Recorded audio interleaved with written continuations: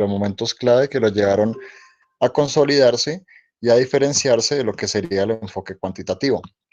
Hoy vamos a mirar los paradigmas de este enfoque, que son el constructivismo y también la teoría crítica.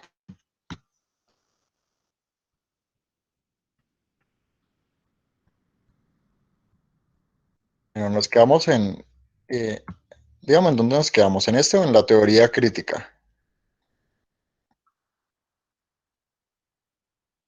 Creo que este ya lo vimos, o no hemos visto ninguno de los dos. ¿Me puede recordar, por favor? Ese ya lo vimos, profe.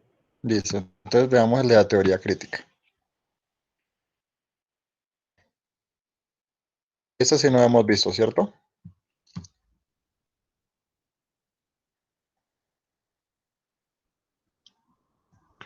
¿Este no hemos visto o este ya lo vimos?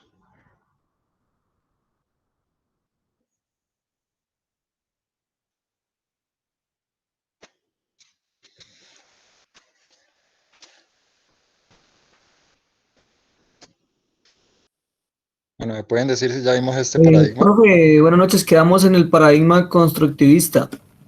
Entonces no hemos visto el constructivista, este de acá, ¿no? En ese quedamos, profe.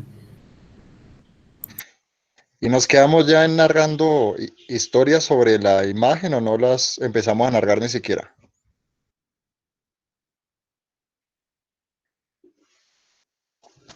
Ya reviso, profe, mi apunte y ya te digo hasta dónde quedamos.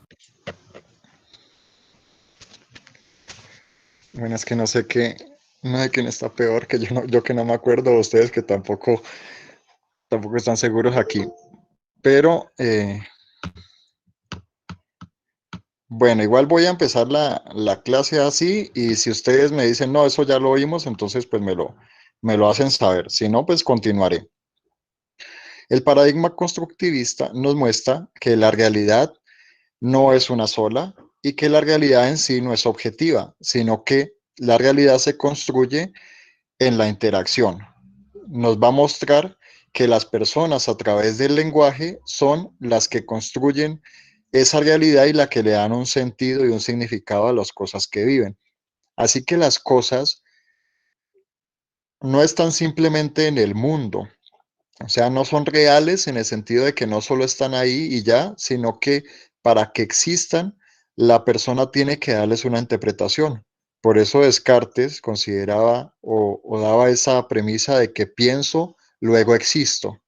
Y es relacionado con esto, a que puede haber una existencia, o sea, pueden haber otros seres, puede haber un planeta y muchas cosas más, pero si yo no tengo la capacidad racional para reflexionar sobre eso, entonces, eh, pues yo no tengo acceso a nada, o sea, la racionalidad es lo que me permite construir la realidad.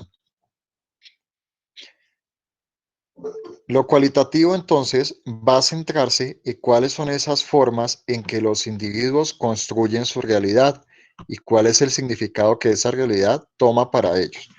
Aquí vamos a ver esta imagen y quiero que ustedes me narren historias a partir de esta imagen.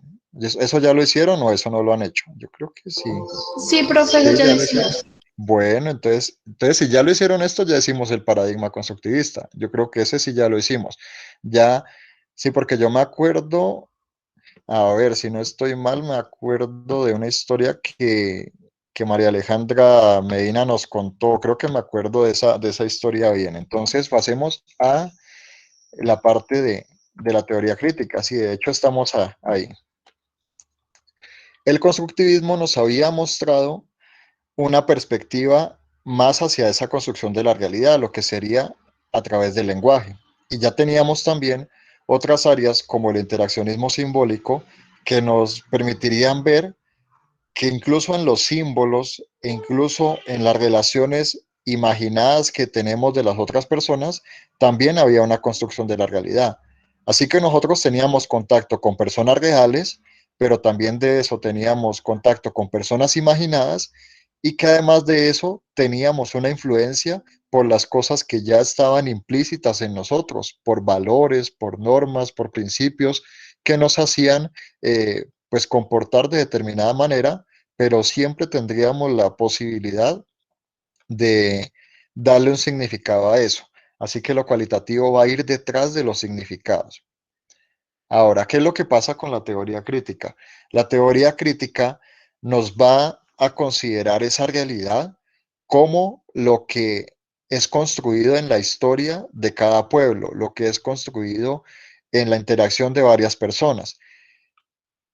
Y nos dice que en estos grupos de la sociedad se presentan muchas necesidades y que todas estas necesidades que ocurren son el objeto de interés del investigador cualitativo. O sea, nos dice el investigador cualitativo no tiene que inventarse los problemas están allá afuera. Él lo que tiene que hacer es tomar una perspectiva de acercarse a las necesidades y ver de qué forma resuelve los problemas. Entonces, esta teoría crítica viene finalizando el siglo XX y, y le va a dar otra tarea a lo cualitativo que es de transformación. Antes de esto, lo cualitativo no tenía un sentido tan alto de transformación. De pronto sí pensaban la realidad, sí pensaban en contribuir al conocimiento, pero desde este momento ya ese conocimiento tiene que servir para mejorar las condiciones en que viven las personas. Y si no las mejora, entonces es un conocimiento que no sirve desde esta perspectiva. También nos habla que ese contacto entre el investigador y los investigados es lo más importante, el vínculo que yo puedo establecer con ellos, la relación, la cercanía, y que esta relación es tan importante que el contacto que el investigador tiene con las personas termina cambiando también su manera de pensar y de percibir todas las cosas que lo rodean. El objetivo es generar interacciones que terminen modificando las estructuras sociales. O sea, aquí se crea en el poder del cambio, en la capacidad que tienen los individuos para organizarse, para repensar el modo en que hacen las cosas y con ello generar cambios significativos en la sociedad. Nos menciona que el paradigma de esta metodología es la investigación-acción. La investigación-acción que tiene su origen en Kurt Lewin, en Orlando Fassborda, ya lo habíamos visto en los momentos clave que fue cerca de 1955, y esta investigación-acción va a buscar la práctica más que la teoría. Entonces a estos investigadores les va a interesar ir directamente al problema, a la situación donde se está desarrollando todo, que las personas ellas mismas identifiquen qué es lo que pasa, cómo podrían mejorar. Y aquí una palabra fundamental, el investigador se vuelve un catalizador de los procesos comunitarios, se vuelve el agente que les orienta muchas cosas, pero él no hace nada por ellos, o sea, él no hace las cosas por ellos, sino que solo les señala lo que pueden hacer, solo les ayuda a descubrir las capacidades que poseen y que de pronto hasta el momento no habían visto. En la teoría crítica encontramos las diferentes aproximaciones al feminismo, a la participación, al marxismo. Es donde se da la mayor cantidad de protestas, de, de políticas y de aspectos enfocados a cambiar algo que de pronto no está funcionando. Así que desde esta perspectiva, no tiene sentido que vayamos con una teoría tratando de explicar lo que ocurre en los grupos, sino que entendamos las características que hay en distintos grupos, lo que los hace diferentes y lo que les permitiría a cada uno mejorar la utilización que hacen de sus propios recursos para poder alcanzar una mayor calidad de vida y una mayor calidad de vida en los términos que ellos crean que son convenientes. O sea, no es, por ejemplo, de que ellos tengan trabajos donde ganen más dinero, o de que si ellos tenían la casa en madera, entonces ahora la van a tener en ladrillo, en cemento y con hierro. No, no es ese tipo de mejoramiento. Es un mejoramiento hacia la actitud que uno tiene frente a uno mismo, frente a lo que puede hacer, frente a su rol político y social en la comunidad. Por eso esta teoría es el fundamento de la psicología comunitaria, la psicología que busca trabajar en y desde las comunidades y buscar que ellos mismos desarrollen procesos de liderazgo, de gestión, de toma de conciencia, de empoderamiento y de decisiones que los lleven a cambiar otras situaciones como lo son la desigualdad, la dominación y el abuso del poder. Entonces, combate eso, es muy agresiva esta postura porque realmente está ahí, está tratando de darle voz a los que no la tienen y está tratando de luchar por sus derechos, por derechos de los animales, por derechos del medio ambiente.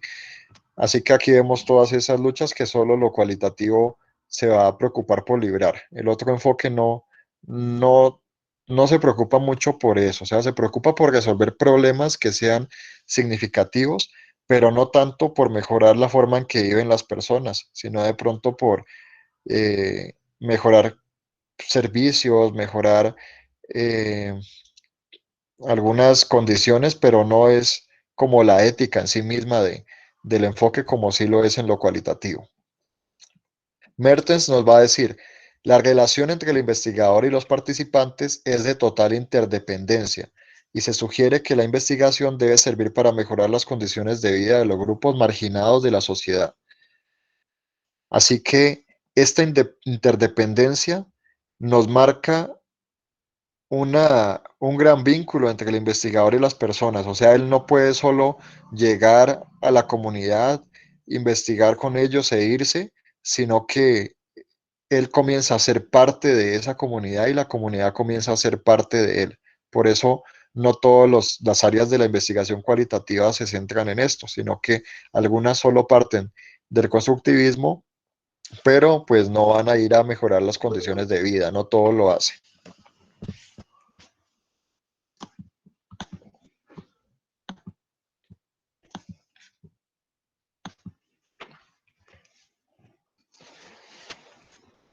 Kemis, que es un gran autor de lo cualitativo, nos va a decir que esta forma de investigación es de los prácticos sobre sus prácticas.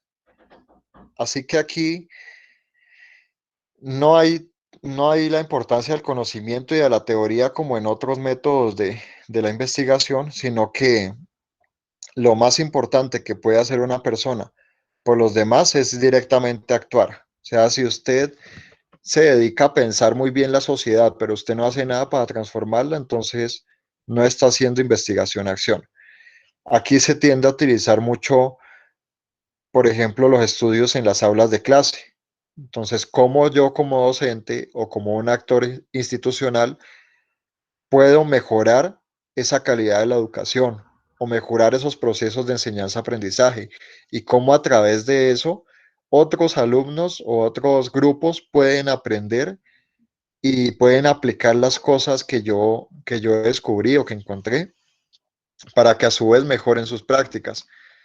Digamos que lo único que construye teóricamente es una reflexión sobre las prácticas que fueron efectivas.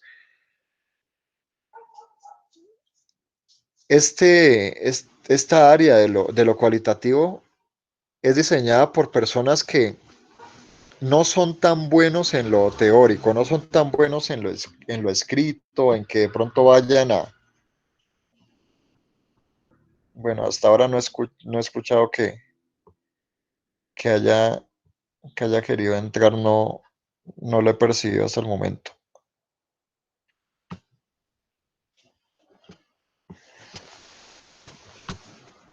Esto es sobre personas que no le han dado tanta relevancia a ese aspecto teórico, o sea, que saben que la teoría muchas veces no aplica en la vida o en la calle o en los contextos distintos a los que se inventó.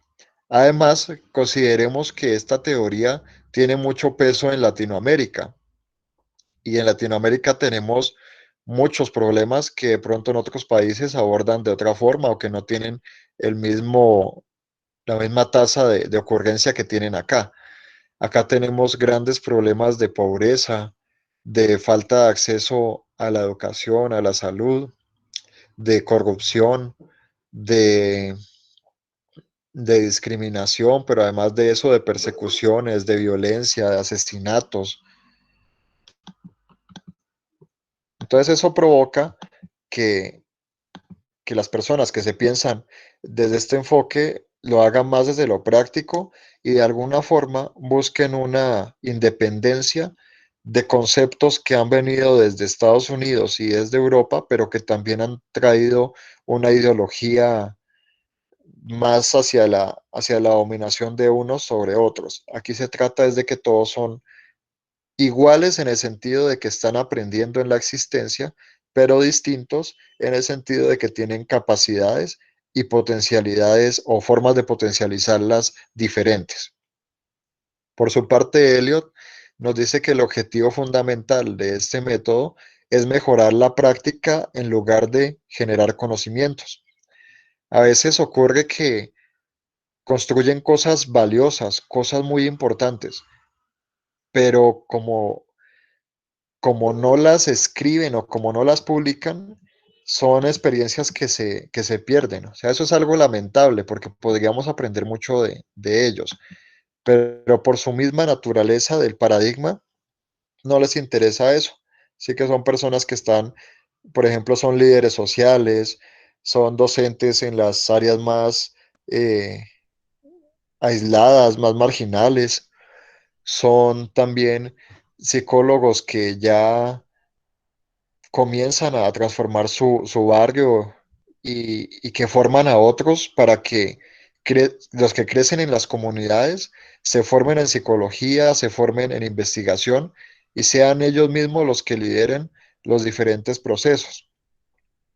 Digamos que no le importa tanto la teoría ni el conocimiento, porque mucha de la gente con la que trabajan es analfabeta, no tiene, o sea, no tiene resueltas las necesidades básicas como para pensar en otras diferentes. O sea, ellos muchas veces el deseo que tienen es un deseo de tener comida, es un deseo de poder ducharse todos los días, es un deseo de poder eh, estudiar o de poder caminar por las calles sin que los amenacen.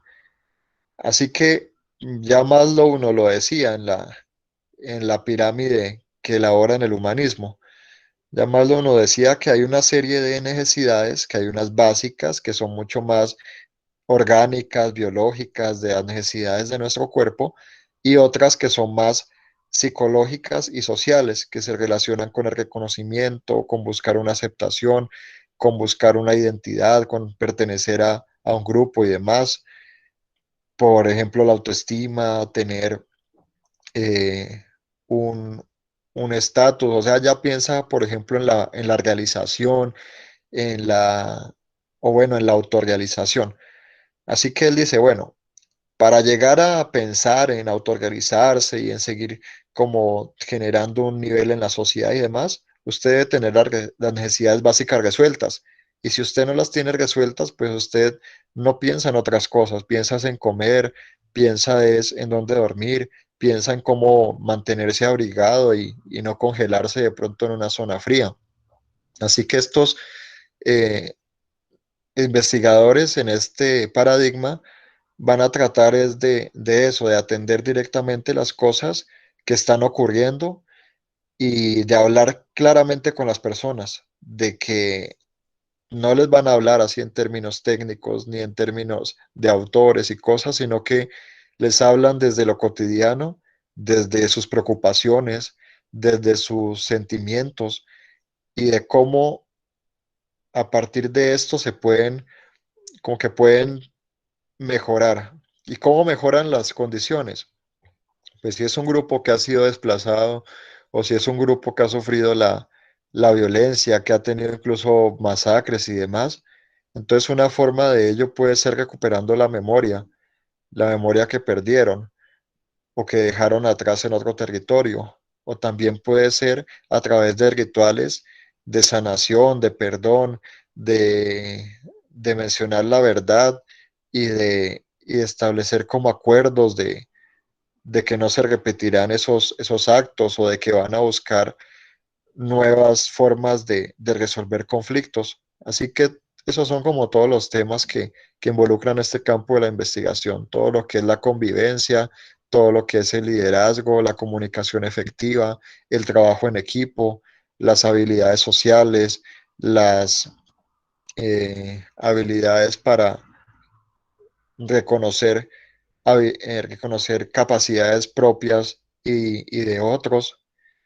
Entonces, este es un campo que nos abre muchos objetos de estudio y que casi siempre esos objetos de estudio son relacionados con los grupos. Rara vez son individuales. Generalmente todos son procesos grupales.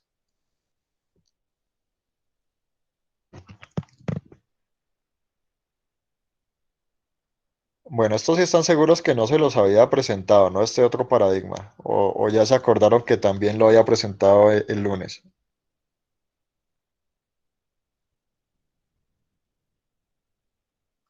No, profe, quedamos hasta el anterior. Ah, bueno, bueno, porque me sentiría mal hablando todo esto y que ya lo haya, que sea repetitivo otra vez. Bueno, aquí tenemos unas características que estas se relacionan con las otras que ya habíamos visto, pero, pero estas ya no son del constructivismo, sino que son como tal del enfoque cualitativo. La pregunta de investigación no es definida en su totalidad. El investigador tiene la posibilidad de plantear un problema sin necesariamente seguir un proceso definitivo. Bueno, alguien que me quiera colaborar interpretando esto que está aquí, que voluntariamente me diga cómo entiende eso de que la pregunta de investigación no está definida en su totalidad en este enfoque.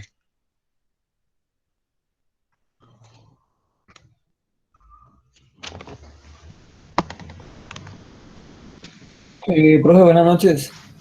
Buenas noches.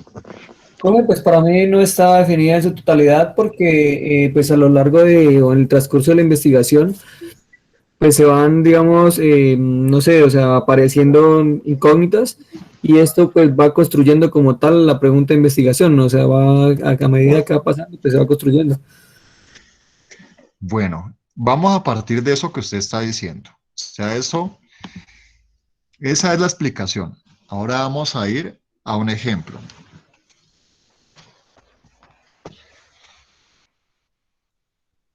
Yo puedo tener una idea sobre algo. Por ejemplo, preguntarles a ustedes cómo conquistan o cómo son conquistados por alguien. Pero primero les puedo dar la posibilidad de elegir.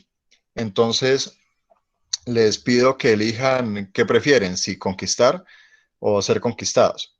Entonces, directamente lo voy a hacer aquí con ustedes. Díganme eh, qué preferirían, conquistar o ser conquistados. Ser conquistado. Bueno, ¿qué más?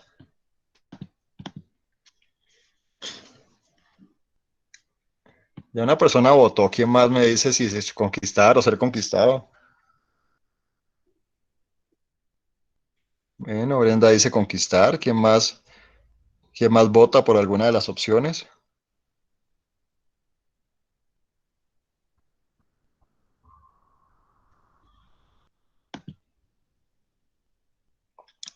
No, Cristian dice conquistar. ¿Quién más?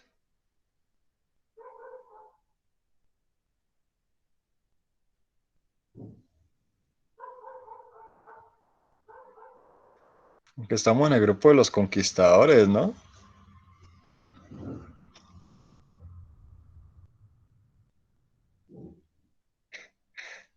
Bueno, ya varias personas me han dicho conquistar, algunas más me han dicho eh, ser conquistadas, creo que solo dos me dicen ser conquistadas. Y no, Janet, eso no se vale, o sea, no puede hacer las dos cosas. Tiene que escoger solo una, conquistar o ser conquistada.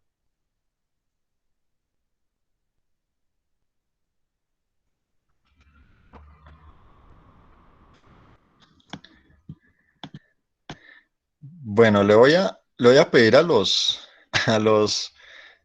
a los otros hombres del grupo que me tomen una decisión ahí. Los hombres del grupo que deciden, conquistar o ser conquistados.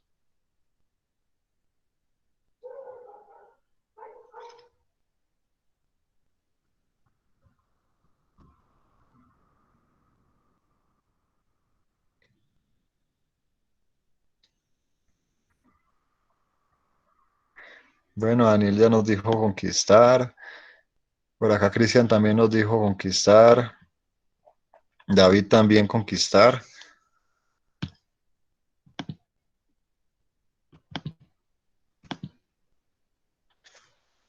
Bueno, aquí estamos viendo varias cosas. Primero, a responder lo que nos compete, que es esto, de si una pregunta de investigación o una idea está definida o no, o por qué no está definida en lo cualitativo. Yo puedo partir con la idea de ver qué les interesa a las personas, si conquistar o ser conquistados. Esa puede ser mi idea de investigación. Y mi pregunta puede ser, eh, ¿qué es lo que lleva a las personas a que tomen la elección de conquistar o ser conquistados? O también puedo hacer otras preguntas que sea como, ¿qué es lo que hace que, no sé, que una... Bueno, voy a partir con la primera pregunta, que ¿qué es lo que hace que una persona elija conquistar o ser conquistado? Esa puede ser mi pregunta inicial. Entonces yo me fui con esa pregunta, después trabajé con las personas o los escuché y me di cuenta de pronto de que todos los hombres me hablaban sobre conquistar. Entonces mi pregunta inicialmente en la investigación era eh, qué elegían, si conquistar o ser conquistados, pero una vez que me doy cuenta de esto, puede que me surja otra pregunta y sea, ¿por qué los hombres prefieren conquistar que ser conquistados? Y eso puede que me lleve a algo más grande, puede que me lleve incluso a una reflexión sobre lo que es la masculinidad en la cultura. Y puede que me lleve a otros interrogantes como, ¿será que el hombre es el que siempre debe conquistar o él asume que es así? ¿Qué pasa en los casos en que él pudiera ser conquistado? O sea, lo que voy con esto en este primer punto es que puedo iniciar con una pregunta, pero que al momento de consultar autores, al momento de hablar con los participantes, puedo ver una dimensión más grande de esa pregunta o de ese problema y yo puedo cambiar la formulación de la misma o puedo ir hacia otros puntos porque puede que esos puntos me permitan entender mucho mejor eso que estoy tratando de investigar. Entonces, hacia eso va este primer punto de aquí.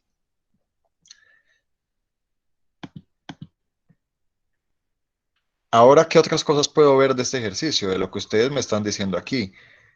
Si la sociedad me marca generalmente que los hombres son los que conquistan y las mujeres son las que se dejan conquistar, por así decirlo, entonces, ¿qué pasa en este grupo de la jornada nocturna con tantas mujeres conquistadoras? Y esa puede ser una pregunta de investigación y es algo válido y es algo que yo puedo hacer en lo cualitativo. Y es algo que es una investigación que puede ser muy interesante para lo cualitativo. Así que ahí vemos también ese aspecto que nos brinda este enfoque, poder estudiar las cosas que me interesan, que yo veo que es un fenómeno que está ocurriendo de pronto en este grupo y que me podría hablar sobre lo que son las relaciones interpersonales o sobre lo que es la influencia cultural o qué es lo que hace que las mujeres de este grupo asuman una posición activa en la interacción con los otros, porque conquistar es una posición de mayor actividad que ser conquistado. ¿Qué va a ser lo cuantitativo en este tema? Va a ver, por ejemplo, cuál es la proporción de personas o el número de personas que elige ser conquistado.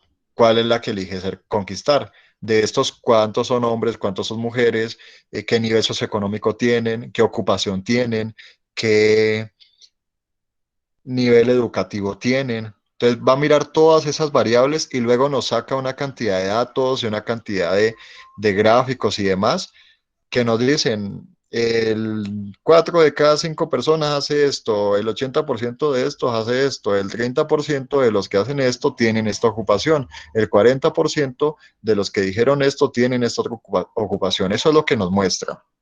Ahora, ¿qué miraría lo cualitativo en este caso? Mira cómo lo hacen, qué características hay, por ejemplo, en Janet, que dice conquistar, respecto a Isabel, que también nos habla de conquistar. Entonces, si las dos son mujeres y las dos me dicen que les interesa conquistar, entonces, ¿cómo lo hacen? ¿Qué es lo que hace una que puede ser similar a lo que hace la otra, pero también qué es lo que las distingue? Y a partir de eso, yo voy entendiendo mejor ese fenómeno. Así que esa es la operación que realiza lo cualitativo y que tiene la ventaja que puede trabajar prácticamente sobre cualquier tema, siempre y cuando tenga personas que ya estén, al menos una persona que tenga relación con ese fenómeno. O sea, que sea algo que le ocurre a él, que ha vivido, que directamente tiene un conocimiento, ya sea empírico, sea intuitivo o científico sobre eso. Esto yo creo que ya nos queda claro este segundo punto. El investigador inicia analizando el mundo social, o sea, tiene todo un panorama, tiene muchas posibilidades de estudio y a partir de eso construye su componente teórico. Entonces es un proceso de observación y esa observación tenemos que fortalecerla. Esa observación la vamos perdiendo con el tiempo y cada vez es más importante que hagamos como un refrescamiento, como volver otra vez a focalizar eso. ¿Cómo lo podemos hacer? Ustedes se pueden centrar, por ejemplo, en una imagen. Entonces, antes de dormir, digamos unos 3 días a la semana, ustedes pueden descargar una imagen en el celular o la imprimen, una imagen que tenga algunos detalles. Entonces, por ejemplo, podemos tener esta rosa. Y ustedes la visualizan durante un minuto, o sea, la miran, porque visualizar es ya sin el objeto, la miran durante un minuto y después de eso ya la visualizan, o sea, tratan de reproducir esa imagen en su mente. Eso lo que va a permitir es que ustedes, una imagen que inicialmente veían como solo en las características generales, luego vayan dándose cuenta de que también tiene otros detalles y luego se fijen incluso en cuántas espinas tiene para tratar de reproducir eso lo mejor posible en su mente. Esto no solo les va a mejorar el proceso atencional que les permite una mayor observación, sino que también les mejora la memoria. Entonces, tanto la memoria como la atención son indispensables para poder observar. Y si ustedes son de los que se distraen con facilidad, de los que es como difícil motivarlos y demás, pues aquí también van a poder ejercitar esa parte, porque si usted tenía que hacer este ejercicio, digamos, en 5 minutos y ya lleva como media hora y nada que lo termina, de pronto es porque se distrae y ya llegó un mensaje o cuando estaba visualizándola lo llamaron o cualquier cosa, entonces también es para centrarnos. Esto lo tenemos que hacer eh, cuando los niños llegan, por ejemplo, a un lugar ellos siempre ven detalles que nosotros pasamos por alto. Entonces ellos observan, mm, por ejemplo, que hay una bomba o que hay un bombillo que no enciende y el otro sí, porque son observadores, porque su atención se vuelca hacia el mundo, pero en la medida en que se van centrando en otras cosas y más cuando tienen celulares y cuando tienen otras distracciones que pueden ser más potentes que lo que hay alrededor, pues van perdiendo esa capacidad. Así que no les vaya a pasar a ustedes porque la observación es fundamental para saber qué es lo que yo voy a tomar del mundo social. Y nosotros vamos a necesitar eso para que ustedes construyan su proyecto de investigación, para que hagan ese planteamiento. Si ustedes no observan nada curioso, nada interesante, pues su proyecto va a ser así mismo, no va a ser interesante. Bueno, el proceso que utiliza lo cualitativo es el inductivo, donde yo veo esa realidad, donde tomo un grupo y me concentro en ese grupo, en mostrar esas características, en poder entenderlo, en poder profundizar en ellos. Aquí no se comprueban hipótesis, sino que éstas guían al investigador. Así que son ideas que nos sirven para no desviarnos del tema o para no, que si ha pasado un tiempo que ya llevamos en la investigación, poder mirar atrás y ver qué era lo que yo estaba pensando inicialmente o cómo fue que logré desarrollar o no esas ideas que tenía. Entonces es más como una guía. Pero en lo cuantitativo sí tienen otra connotación. O sea, lo cuantitativo necesariamente a través de fórmulas se tienen que comprobar. En este caso no, en este caso son solo para guiarnos. Bueno, ¿qué técnicas tenemos? Que esas las vamos a detallar muy bien en cada una de las clases.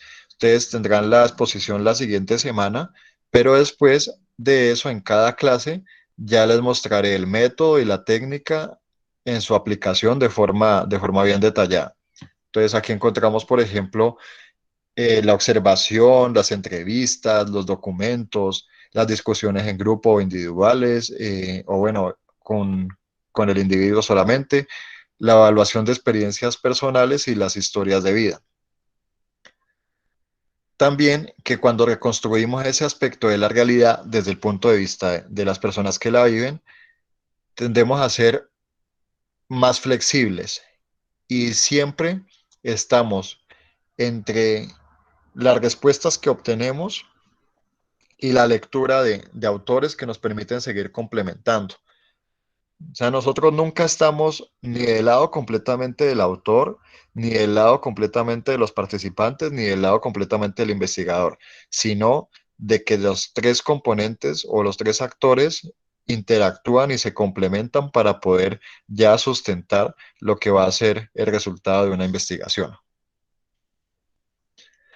Bueno, también que el investigador evalúa el desarrollo natural de lo que ocurre en el entorno social, pero debemos tener cuidado con esa palabra de evaluación, porque esa palabra es más de lo cuantitativo. Digamos que los dos enfoques lo pueden hacer, pero no lo hacen con la misma importancia. Yo puedo calificar a un estudiante con variables cualitativas, o sea, le puedo decir, eh, o con criterios cualitativos, le puedo decir, usted es sobresaliente, usted es bueno, usted es aceptable, usted es deficiente o insuficiente. Pero también lo puedo hacer con las variables cuantitativas. Entonces, usted tiene un 5, usted tiene un 4, usted tiene un 3, usted tiene un 1. Entonces, miren que lo cuantitativo me permite decir, por ejemplo, cosas intermedias. Entonces yo tengo un 4.8, un 4.7, un 4.7,5, bueno, cosas así. Mientras que lo cualitativo, pues yo no le puedo decir como, ay, no, es que usted es un aceptable tirando a bueno, usted es un aceptable tirando a deficiente, no. Entonces ahí nos vamos dando cuenta que la evaluación es mucho más efectiva cuando lo hacemos en términos cuantitativos, pero la retroalimentación y la enseñanza es mucho más cualitativa. Así que siempre hay un encuentro de estos. Bueno, aquí les dejé algunas referencias y textos también que de donde proviene la información y que también sería útil tener en cuenta si ustedes quieren profundizar en algunas de estas cosas. No sé si tengan alguna pregunta de lo que fue los paradigmas de la investigación en la ciencia, si hay algo que quieran que aclare en este momento, ya para la siguiente semana trabajar todo lo de los métodos de investigación en las exposiciones.